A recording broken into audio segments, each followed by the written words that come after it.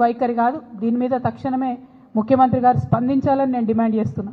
At the same time నేను అనేక మార్లు చెప్పిన మన నాగార్జున సాగర్ డ్యామ్ని వీళ్ళ అధికారంలోకి వచ్చిన కొత్తలనే కేంద్ర ప్రభుత్వానికి ఇచ్చేసి వచ్చిండ్రు.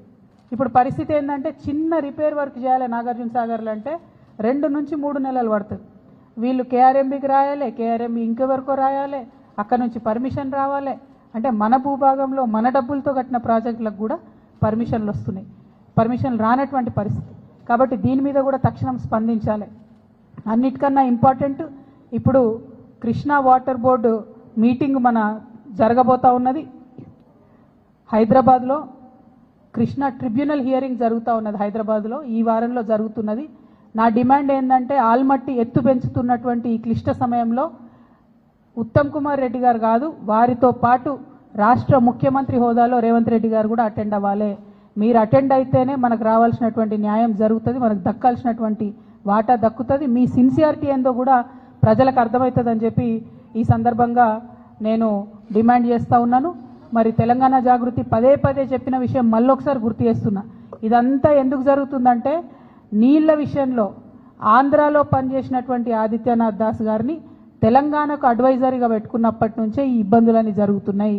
వారిని తక్షణమే తొలగించండి. వారికి మన తెలంగాణ మీద ప్రేమ ఎందుకుంటుంది?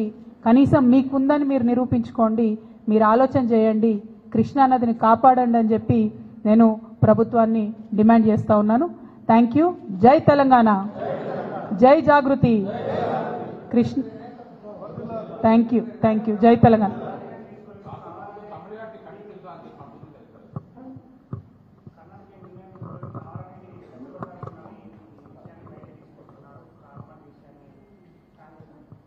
ఇప్పుడు తమ్మిడిహట్టి డిఫరెంట్ ఇష్యూ, అది గోదావరి నది వాళ్ళు కట్టాలనుకుంటున్నారు.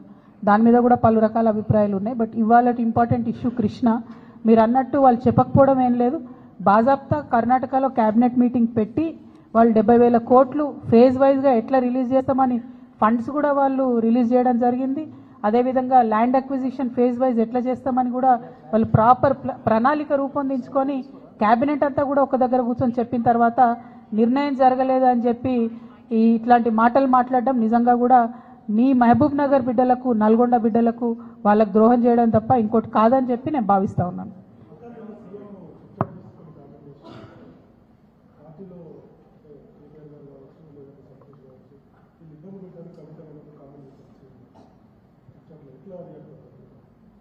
ఇప్పుడు సీఎం గారు ఏమన్నారన్నది నాకు తెలియదు, కానీ తెలంగాణ ప్రజలు అనుకుంటున్న విషయమే కదా అది. తెలంగాణ ప్రజలందరూ గమనిస్తున్న విషయమే.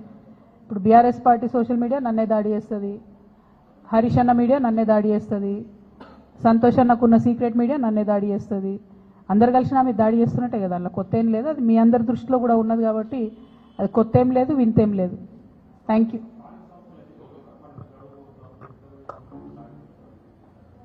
ఎక్కడ మాట్లాడిరండి? ఒక్కసారి కూడా కనీసం బీసీల మీటింగ్ రివ్యూ తీసుకోవడం లేదు సీఎం గారు. మేము పదే పదే కోరుతున్నాం. నిన్న కూడా మన తెలంగాణ జాగృతి నుండి కూడా మళ్ళీ చెప్పినాం మేము, మీరు కనుక తక్షణం నిర్ణయం తీసుకోకపోతే ఇక మంత్రుల ఇల్లు ముట్టడించుడు ఉంటుంది ఫస్ట్ ఫేజ్లో. ఇంకా కూడా నిర్ణయం తీసుకోకపోతే ముఖ్యమంత్రి గారి ఇల్లు కూడా ముట్టడించాల్సి వస్తుంది. ఎందుకంటే 30 తారీఖు నాడు ఎన్నికలని చెప్తే కూడా కనీసం బాధ్యత లేకుండా మాట్లాడకుండా చివరి నిమిషంలో కోర్టుకు పోదాంలే అనేటటువంటి ఒక వైఖరి నిర్లక్ష్యపూరితమైన వైఖరి రాష్ట్ర ప్రభుత్వం చేస్తూ ఉన్నది. ఇది బీసీలను వారు పట్టించుకోవట్లేదు అనడానికి సంకేతం. మా పోరాటం మాత్రం ఆగదు. ఖచ్చితంగా చాలా సీరియస్గానే ముట్టడి కూడా ప్లాన్ చేస్తాం.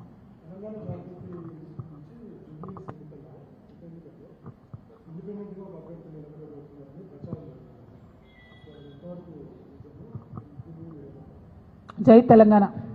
Thank you, thank you.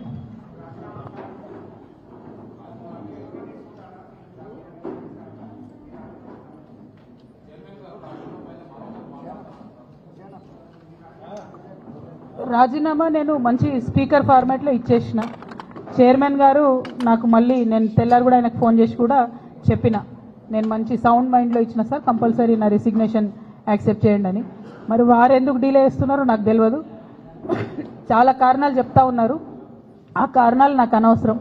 నేను రాజీనామా చేసినాను. బీఆర్ఎస్ పార్టీ ద్వారా నాకు వచ్చినటువంటి పదవి ఆనాడు వద్దనుకున్నా, ఇవాళ కూడా వద్దనుకుంటున్నా. మళ్ళీ పంపమంటే మళ్ళీ పంపుతా ఉత్తరం, నాదేం ప్రాబ్లం లేదు. Thank you. ఏం అడగలే, నాకు ఎక్స్ప్లెనేషన్ అడగలే, ఏం అడగలే.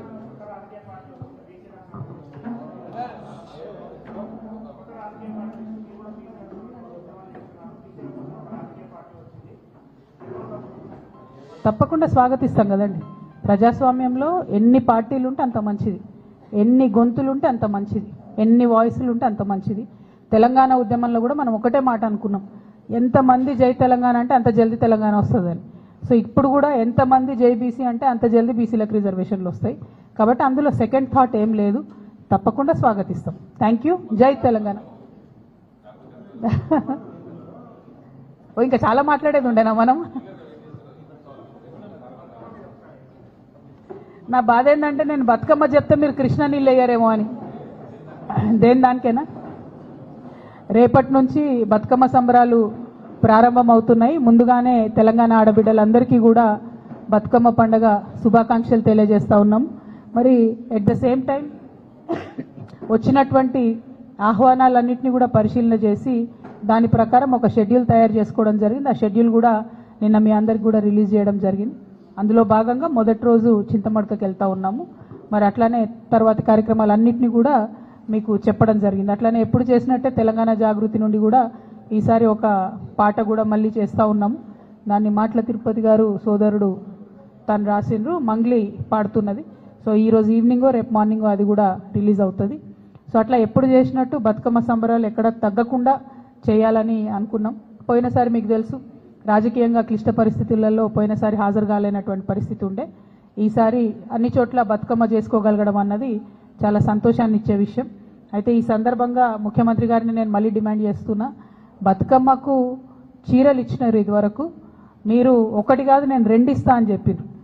2 లేవు, 1 లేదు, ఎక్కడా లేదు. కాబట్టి బతుకమ్మకు మా ఆడబిడ్డలందరికీ చీరలు ఇవ్వాలని చెప్పి డిమాండ్ చేస్తూ ఉన్నాను. ఎట్ ద సేమ్ టైం దాన్ని ఆ చీరకు ఇంద్రమ్మ అని పేరు పెట్టకుండా బతుకమ్మ చీరను ఉంచితేనే బెటరు.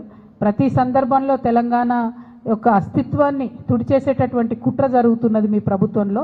అట్లా కాకుండా బతుకమ్మకు మీరు చీర ఇస్తే బతుకమ్మ చీర పేరుతోనే ఇవ్వండి, లేదా ఏదైనా తెలంగాణ ఆడబిడ్డ పేరుతో ఇవ్వండి, అంతేగాని ఇంద్రమ్మ పేరుతో మాత్రం ఇవ్వద్దు. ఇప్పటికే కుట్రపూరితంగా ఈ ప్రభుత్వం తెలంగాణ తల్లి దగ్గర నుండి బతుకమ్మను దూరం చేసింది. ఇప్పుడు తెలంగాణ ఆడబిడ్డల దగ్గర నుంచి బతుకమ్మ చీరను దూరం చేసింది. ఇటువంటి పరిస్థితి రాకుండా శ్రద్ధ పెట్టి ఆడబిడ్డల పట్ల గౌరవాన్ని, మన పండగలు మన సంస్కృతి పట్ల గౌరవాన్ని పెంపొందించే కార్యక్రమాలు ప్రభుత్వం చేయాలని చెప్పి నేను డిమాండ్ చేస్తాను.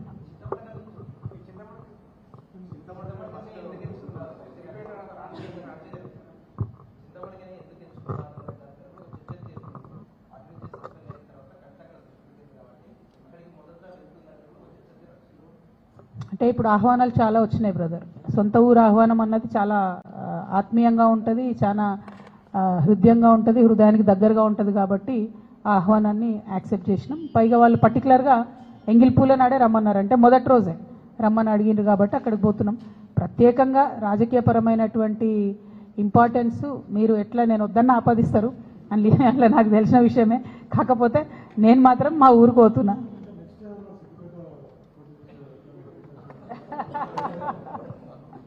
అంత దూరం ఆలోచన చేయలే బ్రదర్, అంత దూరం ఆలోచన చేయలే. Thank you so much.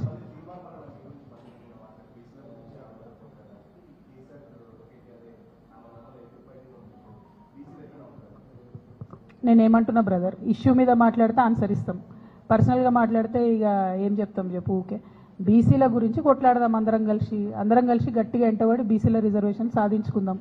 ప్రభుత్వం మీద చేయాల్సిన కొట్లాట ఇడిచిపెట్టి బీసీల కోసం కొట్లాటలు మనం లోలు పెట్టుకుంటే ఏమొస్తుంది.